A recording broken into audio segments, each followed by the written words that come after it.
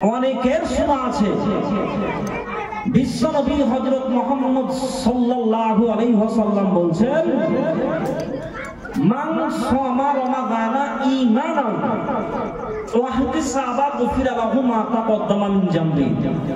আল্লাহর নবী বলছেন, কেউ যদি রমজান মাসের রোজাকে, কথাটা ভালো করে আপনারা শুনেন, রমজান মাসের রোজাকে যদি কোনো ব্যক্তি ঈমান এবং ইহতিসাব, কটা কথা বলছি, এক ঈমান এবং ইহতিসাবের সঙ্গে দুটো শর্ত নিয়ে যদি কেউ রমজান মাসের রোজা রাখে, আমাদের বিশ্বনবী হযরত মুহাম্মদ সাল্লাল্লাহু আলাইহি ওয়াসাল্লাম বলেছে যে মহান আল্লাহ তাআলা তার পূর্বেকার গুনাহকে কি করবেন, একটু কথা বলবেন, আপনারা কথা বলেন। যারা রমজান মাসের রোজাকে দুটো শর্ত নিয়ে ঈমান এবং ইহতিসাবের সঙ্গে যদি কেউ রমজান মাসের রোজা রাখে, মহানবী বিশ্বনবী হযরত মুহাম্মদ সাল্লাল্লাহু আলাইহি ওয়াসাল্লাম বলেছে যে মহান আল্লাহ তাআলা তার পূর্বেকার গুনাহ কি করবেন, কথা বলেন আপনারা। আরে ভাই, আমি পুলিশ নয়, একটু কথা বলেন, কথা বলতে ভালো লাগবে। আল্লাহ পূর্বেকার গুনাহগুলোকে মাফ করবেন, ক্ষমা করবেন। এখানে একটা লজিকের ব্যাপার বা এখানে একটা তথ্য লুকিয়ে আছে। কি তথ্য? মোল্লা সাহেব, যারা রমজান মাসে মসজিদ থেকে, মানে আল্লাহর ঘর মসজিদ থেকে 11 মাসের মতো খাতা কলম জমা দিয়ে চলে এসেছে, কথা বলতে পারছেন? একটু হ্যাঁ বা না বলবেন। জি, যারা রমজান মাসে মসজিদ থেকে 11 মাসের মতো খাতা কলম জমা দিয়ে চলে এসেছে, তো ওইগুলো লোকদের কি আল্লাহ পূর্বেকার গুনাহ মাফ করবে? এটা একটা বিষয় আছে। আল্লাহ নবী বলছেন, যদি কেউ বা কোনো ব্যক্তি যদি ঈমান এবং ইহতিসাবের সঙ্গে রমজান মাসের রোজা রাখে, আল্লাহ তাআলা তার পূর্বেকার গুনাহগুলোকে মাফ করে দেবেন। আর একটু সহজে বুঝেন, মনে করেন আপনার বাড়িতে কোনো ভাইকে বা কোনো বন্ধুকে, কোনো মিস্ত্রিকে আপনার বাড়িতে কাজে লাগিয়েছেন, লেবার খাটাচ্ছেন। আচ্ছা, আপনার বাড়িতে কাজ করেছেন 10 দিন। আচ্ছা, 10 দিন কাজ করার পরে যদি আপনার কাছে 1 মাসের টাকা চাই, আপনি দেবেন? জি দেবেন? সঙ্গে সঙ্গে বলে বেহায়াতে লজ্জা নাই? এত বেহায়া তুই! 1 মাস কাজ করার পরে তুই কি করে আমার কাছে, 10 দিন কাজ করার পরে তুই কি করে আমার কাছে 1 মাসের টাকা চাইছি? যদি আপনার ক্ষমতা থাকে, শক্তি থাকে, তাহলে আপনি তাকে জুতো খুলে মারবেন। যদি না পারেন তাহলে 10টা লোককে ডাকেন যে এই বেহায়াকে দেখেন, আমার বাড়িতে 10 দিন কাজ করেছে, কাজ করার পরে 1 মাসের মজুরি চাইছে, টাকা চাইছে। অনুরূপ কথাটা মান করেন ভালো করে। বাংলাতে একটা প্রবাদ বাক্য আছে, জানেন? যে হক কথা কি লাগে? তিতা লাগে, খাটা লাগে, কিছু করার নাই। জি, হক কথা তিতা লাগে, কিছু করার নাই। অনুরূপ রমজান মাস যখন 28 কিংবা 29-এর জায়গায় পৌঁছে যায়, মসজিদকে বিড়বিড় করে বলছে, মসজিদ আজকে 29 রোজা, মানে ছুটি দিচ্ছে 11 মাসের মতো। এই মসজিদ আজকে 29 রোজা, কালকে মনে হয় ঈদ হয়ে যেতে পারে। যে ছুটি দিচ্ছে 11 মাসের মতো। টায়ার দেখেছেন? টায়ারের ভিতরে একটা পাস থাকে, এবার খুবই নরম পাস। সেই পাসটার নাম টিউব। টিউবের কাজ কি? জি, কম ধরে রাখে। আচ্ছা, এটা বাজাপ্তি না? এটা 16 মাইল কালিয়াচক এলাকায়, এটা বাজাপ্তি গ্রাম।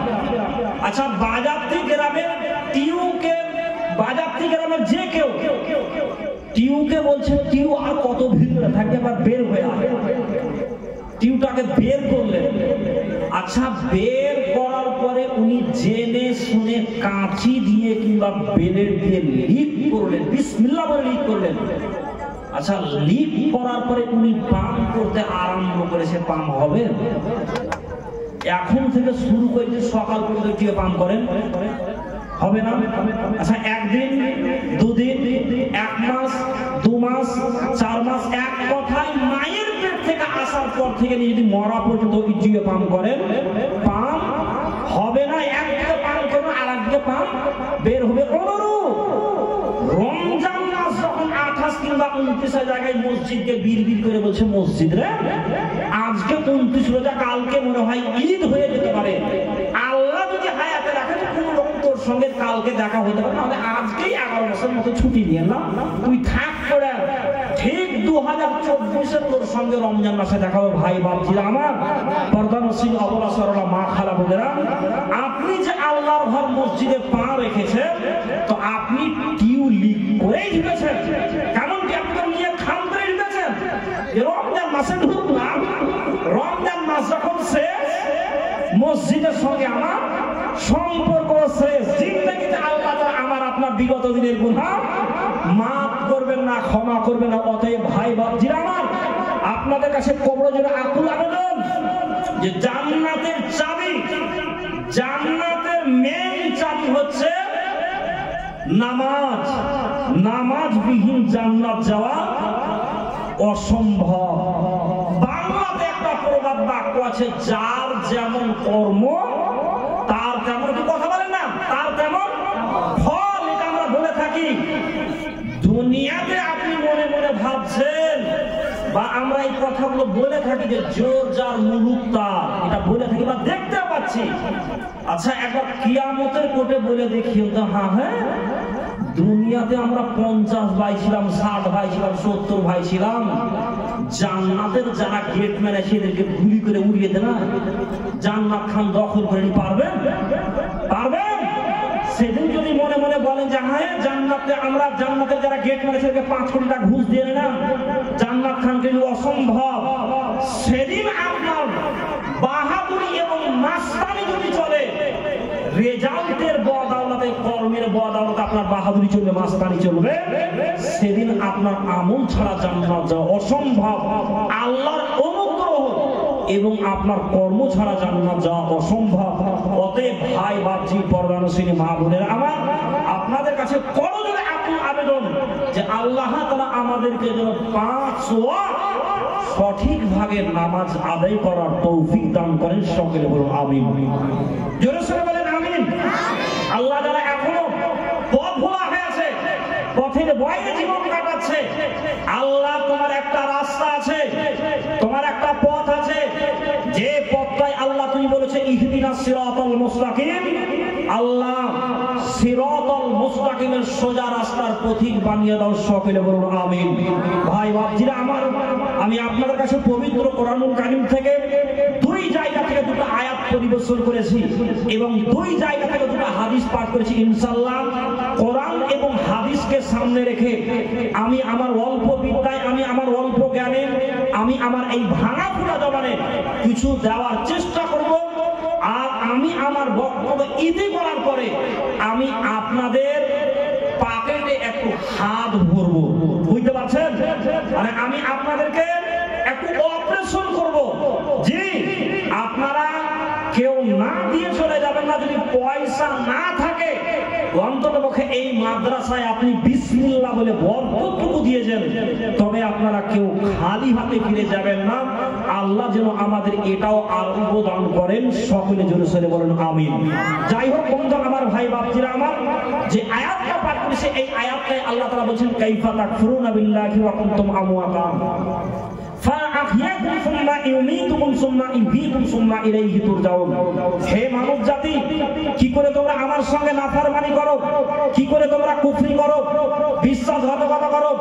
তুমি ছিলে মৃত্যু, মৃত্যু থেকে আমি আল্লাহ তাআলা তোমাকে জিন্দা বানিয়েছি, আবার জিন্দা থেকে তোমাকে মৃত্যু ঘটাবো, মৃত্যু ঘটার পরে আবার আমি আল্লাহ তাআলা তোমাদেরকে জীবিত করে তুলবো। তারপরে আল্লাহ তাআলা বলছেন তোমাদের প্রত্যেকে আমার কাছে লুটিয়ে আসতে হবে। তারপরেও তোমরা কি করে আমার সঙ্গে নাফরমানি করো? বলেন বন্ধু আমার, ভাই বাপজিরা আমার, আমরা 100 বছর আগে এই জায়গায় কেউ ছিলাম? কেউ ছিলাম না। 100 বছর পর আমরা এই জায়গায় কেউ থাকবো? জি, আল্লাহ রাব্বুল আলামিন বলছেন বান্দারে কাইফা তাকফুরুনা বিল্লাহি ওয়া কুনতুম আমওয়াতান ফাআহইয়াকুম সুম্মা ইউমীতুকুম সুম্মা ইলাইহি তুরজাউন। ওরে দুনিয়ার আদমের সন্তান সন্ততিরা, ওরে দুনিয়ার আদমের ছেলে মেয়েরা, আমি আল্লাহ তাআলা এমন একজন রব, আমি এমন একজন মাবুদ, এমন একজন স্রষ্টা। আমি আল্লাহ তাআলা তোমাকে তোমার মায়ের পেটের মধ্যে কি করে বানালাম, কি করে আমি আল্লাহ তাআলা তোমাকে তোমার মায়ের পেটের মধ্যে তৈরি করলাম। বান্দা তুমি আমার শক্তির দিকে তাকাও, আমার ক্ষমতার দিকে তাকাও, আমার পাওয়ার যে কত, আমার যে শক্তি কত। আচ্ছা বলেন, আপনাকে দৃষ্টান্তমূলক কথা বলছি, আজকে যে ফিলিস্তিন মুসলমান ভাই বাপজিদের প্রতি, মা বোনদের প্রতি, আমার দিনী ভাইদের প্রতি যারা আঘাত বা আক্রমণ আনছে, বলেন আল্লাহ দুনিয়াতে বড় বড় নেতাকে, বড় বড় ইসলামের শত্রু, বড় বড় ইসলামের দুশমন, তাদেরকে দুনিয়াতে ধ্বংস করেছেন না করেন? একটু কথা বলেন, করেননি? আল্লাহ দুনিয়াতে তাদেরকে তহস নহস করে দিয়েছেন। আজকে যারা ফিলিস্তিন প্রাণ প্রিয় আমার মুসলমান, খাস করে ছোট ছোট শিশুদেরকে হত্যা করা হচ্ছে, আপনি নেটে ইন্টারনেটের মাধ্যমে আপনি দেখতে পাচ্ছেন, যেগুলো শিশু ছেলে, যেগুলো খাস করে যেগুলো বাচ্চা বাচ্চা ছেলে, ওদেরকে দুনিয়া থেকে চিরতরের মতো বিদায় করে দেওয়া হয়েছে। বন্ধু আমার, ভাই বাপজিরা আমার প্রাণ প্রিয় ভারতবর্ষের মুসলমান ভাই বাপজিরা আমার, অন্তত আমরা ফিলিস্তিন মুসলমান ভাই বাপজিদের জন্য যদি আমরা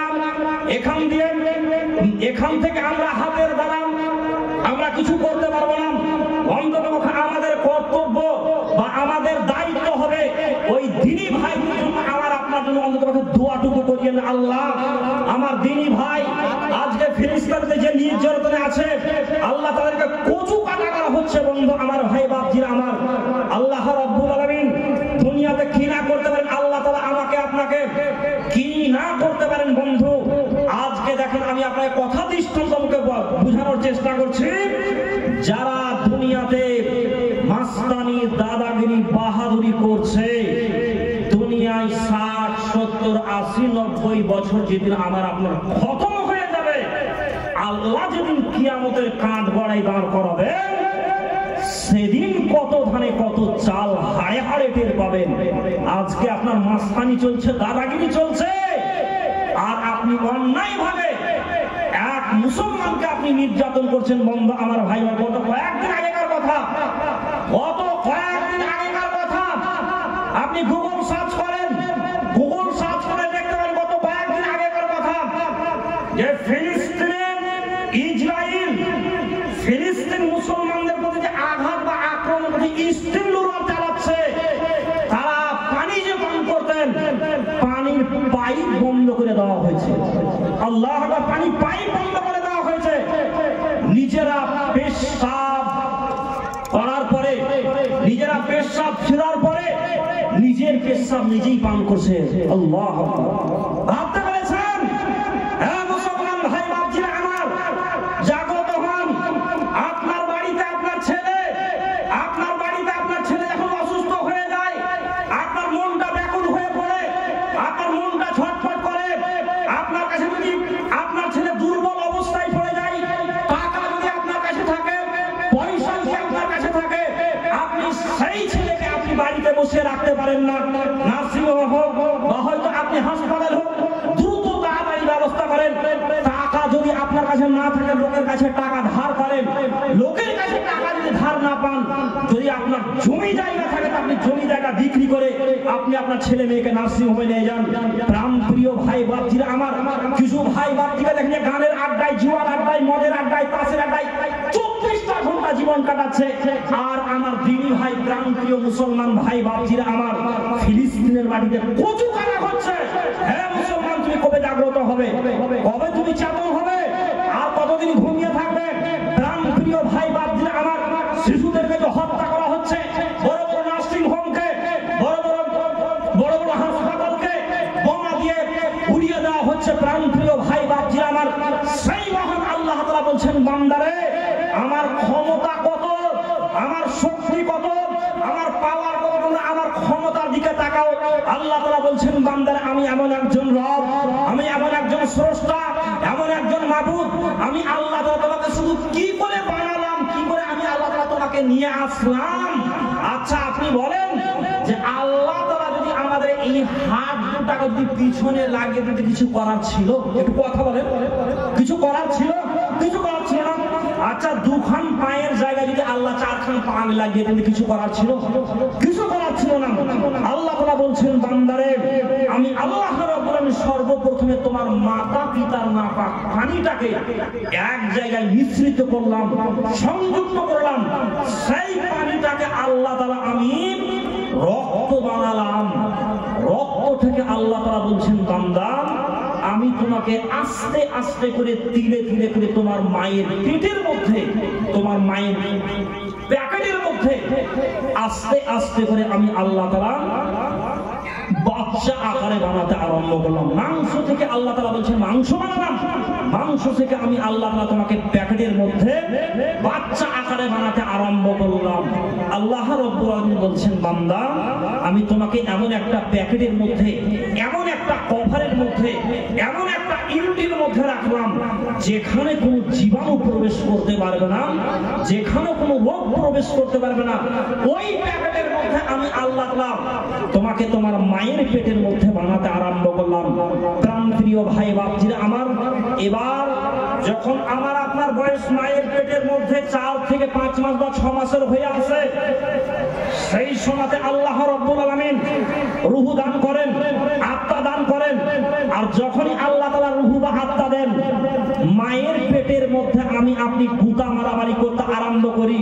প্রাণপ্রিয় ভাই বাপজিরা আমার, মা বোনেরা আমার, আল্লাহ রাব্বুল আলামিন বলছেন বান্দারে আমি আল্লাহ তাআলা তোমার ওয়াসুক, তোমার রোগ আমি ধরে ফেলেছি।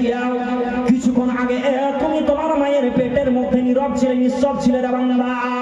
কি হলো রে বাজাতের আব্দুল খালেক, আব্দুল সাত্তার, আব্দুর রহমান, ওরে ভারতবর্ষ সারা পৃথিবীর আদমের ছেলে মেয়েরা, তুমি তোমার মায়ের পেটের মধ্যে কেন গুতা মারামারি আরম্ভ করলে, কেন লাথি মারামারি আরম্ভ করলে? আল্লাহ রাব্বুল আলামিন বলছেন বান্দারে আমি এমন একজন রব, আমি এমন একজন মাবুদ, আমি এমন একজন স্রষ্টা, আমি আল্লাহ তাআলা তোমার রোগ ধরে ফেলেছি। কি আল্লাহ তাআলা রোগ ধরলেন? আল্লাহ বলছেন বান্দারে তুমি তোমার মায়ের পেটের মধ্যে খাবার খাবে, তুমি তোমার মায়ের পেটের মধ্যে খাবার সরবরাহ করবে, তার জন্য তুমি তোমার মায়ের পেটের মধ্যে লাথি মারামারি আরম্ভ করো, তোমার মায়ের পেটের মধ্যে গুতা মারামারি আরম্ভ করে দাও। আল্লাহ তাআলা বলছেন বান্দা মায়ের পেটের মধ্যে যে খাবারটা খাবে, মায়ের পেটের মধ্যে যে খাবারটা তুমি সরবরাহ করবে, পৃথিবীর কোনো ডাক্তার নাই, পৃথিবীর কোনো মাস্টার নাই, পৃথিবীর কোনো লিডার নাই, যে খাবারটা তোমার জন্য বানিয়েছে। বলেন আপনারা একটু হ্যাঁ বা না বলবেন। মায়ের পেটের মধ্যে যে আমরা খাবারটা সরবরাহ করি খাই, পৃথিবীর কোনো নেতা আছে? কথা বলেন। পৃথিবীর কোনো মাস্টার আছে? যে আমরা একটা কথা চামড়ার মুক্ত ধরে রাখতে পারি না, যে জোর যার মূল উত্তর এরা বলে থাকি। আল্লাহ যদি চান আপনাকে আপনার মায়ের পেটের মধ্যে আল্লাহ তাআলা পুঙ্গ বানিয়ে দিতে পারেন। কি পারেন না?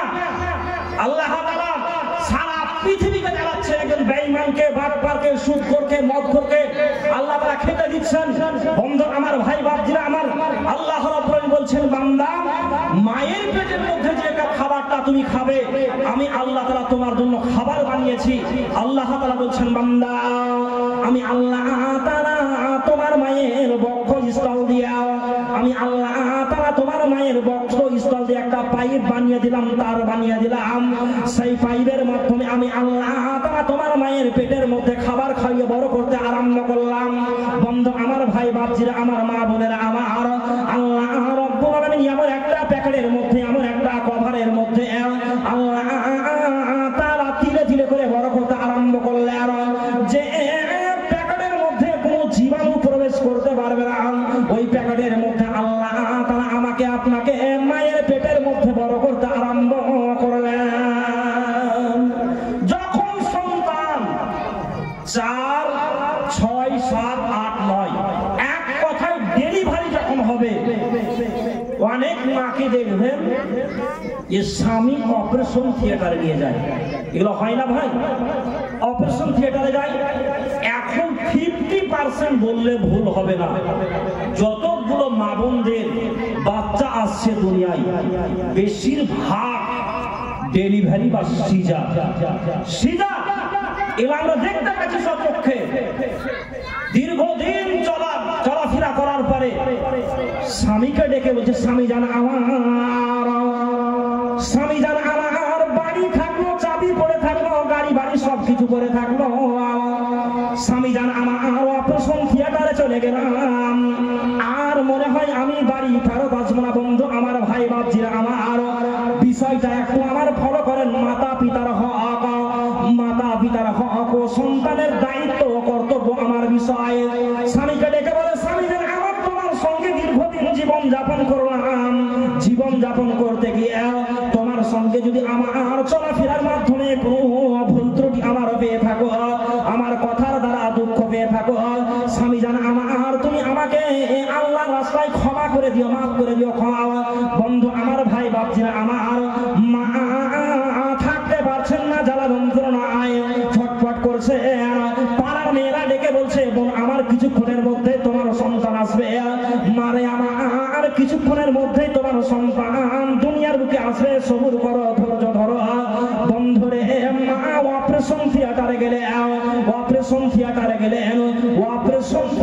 যাওয়ার পরে যখন সন্তান দুনিয়ার বুকে আসলো, মা হাজার কর্ম ছেলে ফেলে দিয়ে, মা দুঃখ না মনে করে, কষ্টকে কষ্ট না মনে করে ছেলেকে বুকের মধ্যে আগলে ধরে মা ছেলেকে দুধ পান করা। বর্তমান পরিস্থিতিতে আজকে সন্তান শুধু মা বাপকে কোন জায়গায় রেখেছি, কোন স্টেশনে রেখেছি? যে মা বাপ আপনার জন্য খেয়ে না খেয়ে আপনাকে মানুষ করে, সেই মা বাবাকে আমরা কোন জায়গায় দাঁড় করে রেখেছি? প্রাণ প্রিয় ভাই বাপজিরা আমার, মা বাপ এমন একটা অমূল্য সম্পদ, অমূল্য ধন, টাকা দিয়ে কিনা পাওয়া যায় না। টাকা দিয়ে সব জিনিস হয় না ভাই, টাকা দিয়ে সব জিনিস হয় না। টাকা যদি থাকে, একতলা বাড়ি আছে দোতলা বাড়ি হয়ে যায়, দোতলা বাড়ি আছে আবার তিনতলা বাড়ি হয়ে যায়। কিন্তু যাদের মা বাপ হারিয়ে গেছে তারাই বুঝতে পারে যে মা আমার কেমন ছিল, আমার বাবা কেমন ছিল। আল্লাহ, মা আজকে আমার বাস বাগানে শুয়ে আছে, পুকুর পাড়ে শুয়ে আছে। ঈদের মৌসুমে ডাক্তার আব্দুর রহমান আব্দুল সত্তার বাড়ি আয় বেটা, বাড়ি আয়, তাড়াতাড়ি ঈদ এলো, কবে বাড়ি আসবি আব্দুর রহমান? ওরে বাজাপ্তি আব্দুল সত্তার, ওরে 16 মাইল আব্দুল খালেক, কবে বাড়ি আসবি বেটা? আমি তোর দিকে তাকিয়ে আছি ঈদের মৌসুমে। খবরদার ছেলে আমার, বাইরে থাকিস না। বন্ধু আমার, ভাই বাপজিরা আমার, সন্তান মা সন্তানকে মা অপারেশন থিয়েটার থেকে বাড়ি নিয়ে আসলেন। বাড়ি নিয়ে আসার পরে মা সন্তানকে আস্তে আস্তে করে তিলে করে বড় করতে আরম্ভ করলেন। কখনো মা ছেলেকে একবার তেল দেন, কখনো মা ছেলেকে একবার চুমু খান। মা যখন রান্না বান্নায় ব্যতিব্যস্ত হয়ে পড়েন, ছেলেকে দোলনায় ঘুম দিয়ে মা রান্না করেন। যখন ছেলে কান্নাকাটি করে, মা হাজার কাজ কর্ম ফেলে দিয়ে সন্তানকে বুকের মধ্যে আগলে দুধ পান করান। প্রাণ প্রিয় ভাই বাপজিরা আমার, সন্তান যখন আপনার আস্তে আস্তে করে বড় হচ্ছে, সন্তানের আপনার মুখ ফুটেছে, আপনি সন্তানকে ধরে ট্রেনিং দিচ্ছেন। এটা তোমার বাবা, এটা তোমার আব্বা, এটা তোমার নানা, এটা তোমার ভাই, আপনি প্রশিক্ষণ দিচ্ছেন। যখন আপনার ছেলে হাঁটাহাঁটি করতে আরম্ভ করেছে, তখন আপনার একটা মাথায় কথা বুঝাচ্ছে, মাথায় আপনার কথা হেড একটা দিচ্ছে যে আমার ছেলেকে কোনো একটা জায়গায় ভর্তি করতে হবে। এটা আমরা বর্তমান প্রেক্ষাপটে 90% বললে ভুল হবে না যে আমরা সন্ততিকে স্কুল মিডিয়ামে বা কোনো কোচিং এ ভর্তি করি। জি, পড়ান বাংলা ইংরেজি মানা করছিলাম, বারণ করছিলাম, কিন্তু বিশ্বনবী হযরত মুহাম্মদ সাল্লাল্লাহু আলাইহি ওয়াসাল্লাম বলেছেন, তলাবুল ইলমি ফারিজাতুন আলা কুল্লি মুসলিম। জি, আপনাদের মানা করছি না, বাংলায় চালিয়ে যান আপনার ছেলেকে পড়া, কিন্তু যে শিক্ষাটাকে ফরজ বলা হয়েছে কোরআন এবং হাদিসের শিক্ষা, আপনি আপনার ছেলেকে কোরআন হাদিসের শিক্ষার পিছনে ক টাকা খরচ করেন, আর বাংলা ইংরেজির পিছনে আপনি ক টাকা খরচ করেন? মনে করেন আমার বন্ধু সুজাউদ্দিন ভাই খুবই কাছের মানুষ, ইনি যদি আপনার বাড়ি আপনার ছেলেকে মেয়েকে যদি আরবিক পড়াতে যায়, বলবেন মৌলভী সাহেব কয় টাকা নিবেন? 200 টাকা 250 টাকা নিবেন। আর ওই ছেলেটাকে আপনি কোন একটা কোচিং এ পড়াচ্ছেন 500-600 টাকা মাস, আপনি সপ্তাহে, প্রতিদিন নয়, সপ্তাহে 3 দিন 4 দিন 500-600 টাকা দেন। ভাই বাপজিরা আমার, বর্তমান সমাজে বর্তমান প্রেক্ষাপটে যারা গার্জেন, কারণ একটাই, আপনি যে বৃদ্ধ অবস্থায় আপনার সন্তানের কাছ থেকে ভালোবাসা পান না, তার মূল কারণ একটাই হচ্ছে যে আপনি আপনার ছেলেকে ভালো শিক্ষায় সুশিক্ষিত করতে পারেন। এই ভালো শিক্ষা আপনি প্রশিক্ষণ দেননি।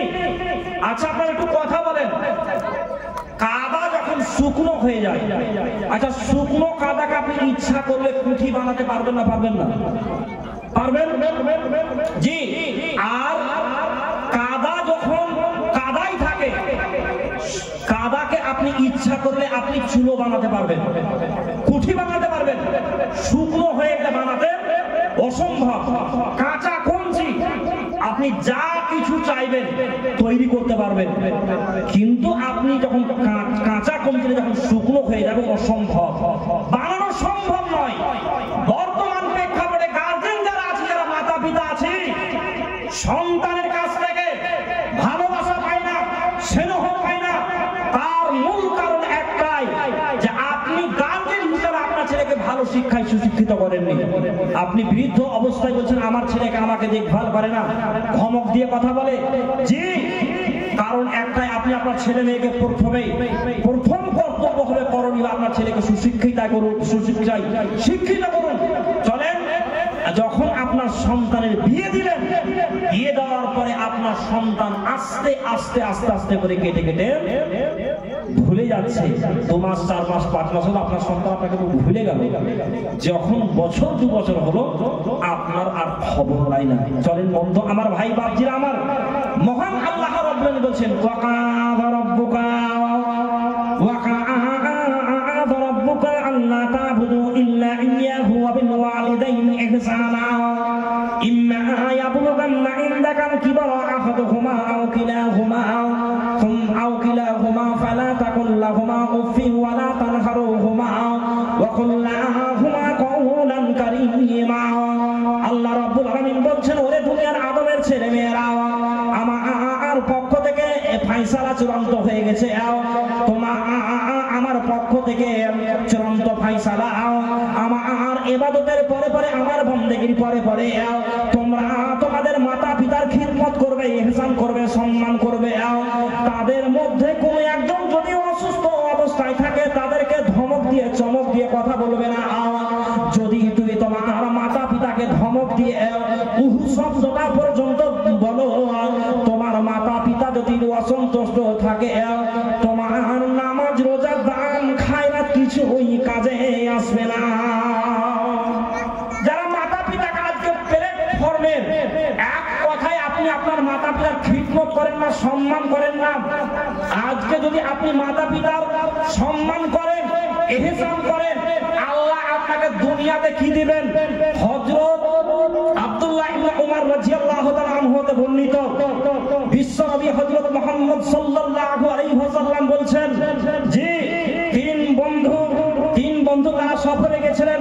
সফরে যাওয়ার পরে সেই সময় বৃষ্টি এলো, বৃষ্টি আসার পরে তারা কোথায় আশ্রয় নেবেন, কোথায় লুকাবেন, এইরকম জায়গা খুঁজে পাচ্ছেন না। জি, কিনারা খুঁজতে একটি পাহাড়ের গুহায় তারা আশ্রয় নিলেন। আর আশ্রয় নেওয়ার পরে পরে পাহাড় থেকে এমন একটা গর্ত, পাহাড় থেকে এমন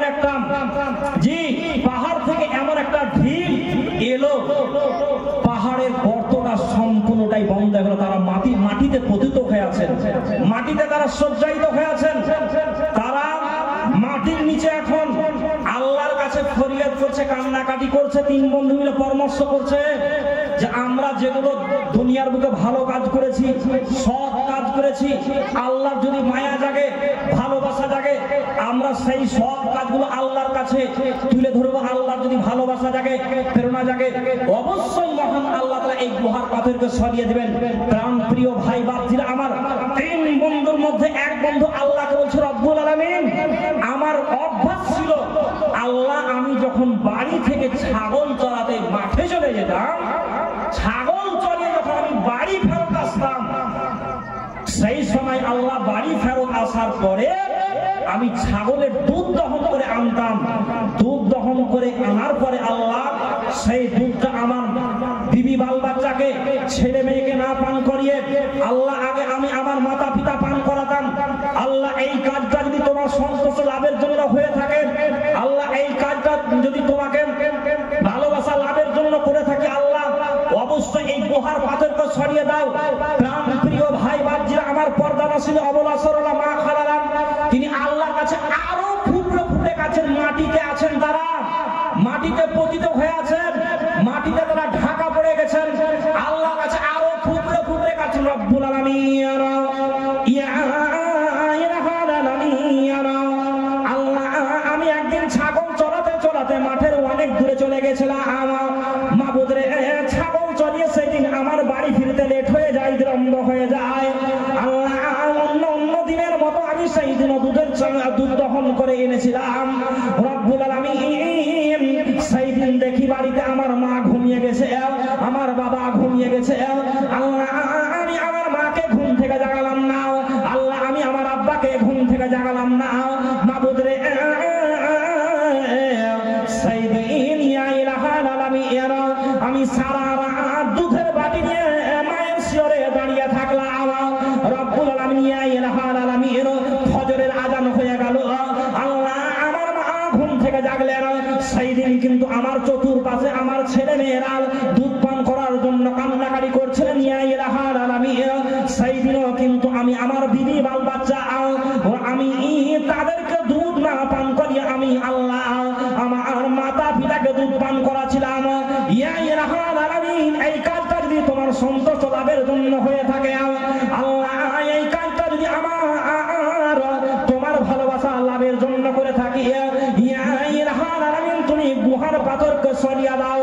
বন্ধু আমার, ভাই বাপজিরা আমার, মহান আল্লাহ রব্বুল আলামিন এই দোয়া করার পরে আল্লাহ তাআলা গুহার পাথরকে একটু সরিয়ে দিলেন। বন্ধু ও প্রাণ প্রিয় মা বোনেরা আমার, দুনিয়ার বুকে নামাজ রোজা করে করে যদি আপনার কপালে দাগ পড়ে যায়, দুনিয়ার বুকে আপনার নামাজ পড়ে পড়ে যদি কপালে দাগ পড়ে যায়, আর বাড়িতে যদি আপনার মা বাপ অসন্তুষ্ট থাকে, বাড়িতে যদি আপনার মা বাপ নারাজ থাকে, নামাজ রোজা দান খায়রাত কিছু কাজে আসবে না।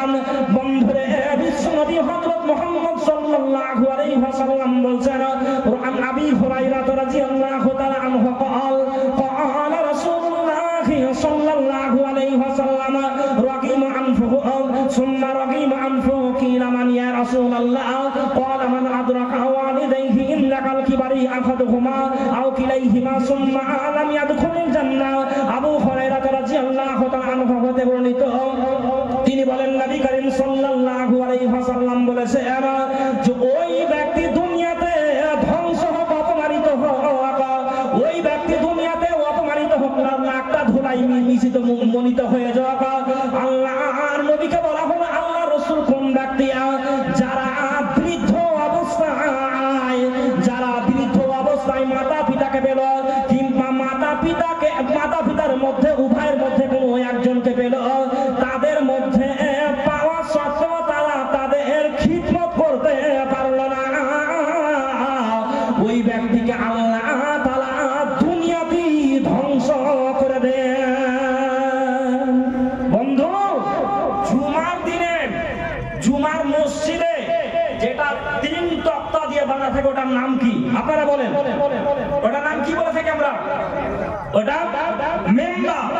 চলেন, বিশ্বনবী হযরত মুহাম্মদ সাল্লাল্লাহু আলাইহি ওয়াসাল্লাম, যে বিশ্বনবী হযরত মুহাম্মদ সাল্লাল্লাহু আলাইহি ওয়াসাল্লাম একদম মেম্বারে খুতবা দেওয়ার জন্য চাপছেন। চাপার পরে আল্লাহ রাসূল বলেছেন, আমার সাহাবায়ে কেরামরা, তোমরা আমার কাছে এসো।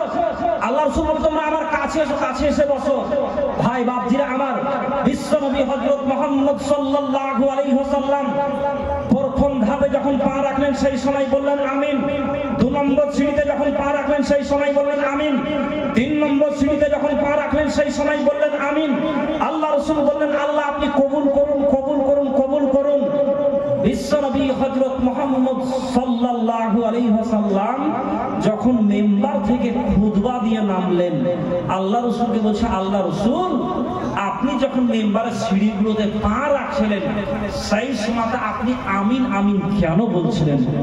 আল্লাহ রাসূল বলেন ওরে আমার সাহাবায়ে কেরাম, এই মাত্র আমার কাছে জিবরিল আমিন এসেছিল, আসার পরে 3টা দোয়ার কথা বলেছে, আমি একটা বলছি সময় শর্টের জন্য। আমার কাঁধে একটা দায়িত্ব দেওয়া হয়েছে, মাদ্রাসার উন্নয়নের দায়িত্বটা আমার কাঁধে দেওয়া হয়েছে সময় শর্ট।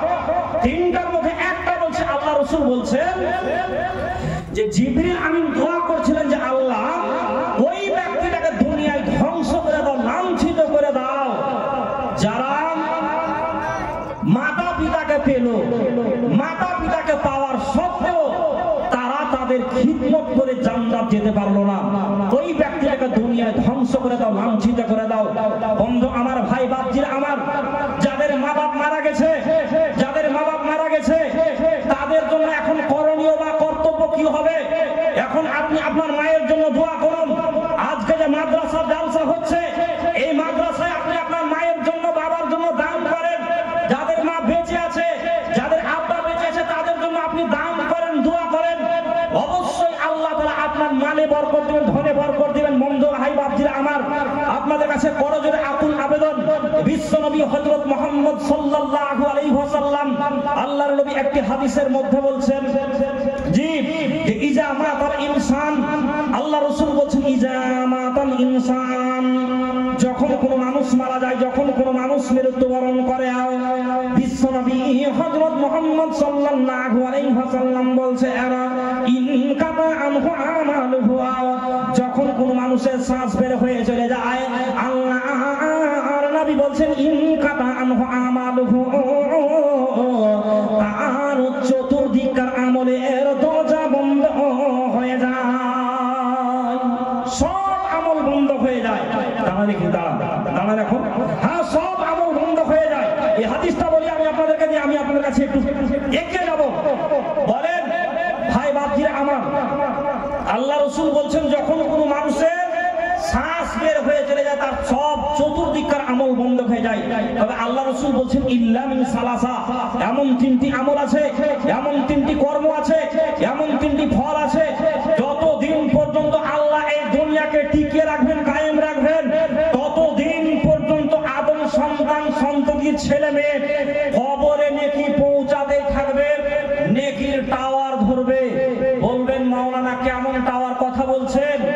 মোবাইলে সিম ভরে রেখেছেন, কত সময় আপনার মোবাইলে টাওয়ার গন্ডগোল করে, একটা কথাকে 2বার 4বার করে হ্যালো হ্যালো করছেন, কথা পরিষ্কার হয়, এরকম সময় আসে আসে এরকম সময় যে কথা বলছেন কথা পরিষ্কার হয় না। কিছু কিছু ক্ষেত্রে দেখতে পাই যে আপনার মোবাইলে ভালো টাওয়ার আছে, পরিষ্কার কথা বলছেন, এমনও সময় আসে আপনার মোবাইলে টোটালি টাওয়ার নাই, সিম আপনার ইমার্জেন্সি যে কথা বলাই যাবে না। বিশ্বনবী বলছেন ওরে দুনিয়ার আদমের ছেলে মেয়েরা ইল্লা মিন সালাসা, এমন 3টি আমল আছে, এমন 3টি কর্ম আছে, যতদিন পর্যন্ত আল্লাহ তাআলা এই দুনিয়াকে টিকিয়ে রাখবেন, কায়েম রাখবে, আল্লাহ তাআলা আপনার কবরে নেকির টাওয়ার, কবরের সঙ্গে নেকির নেটওয়ার্ক, নেকির টাওয়ার জারি থাকবে। আল্লাহর নবী 1 নম্বরে বলছেন সাদকায়ে জারিয়া। চলেন সাদকায়ে জারিয়া কোনগুলো?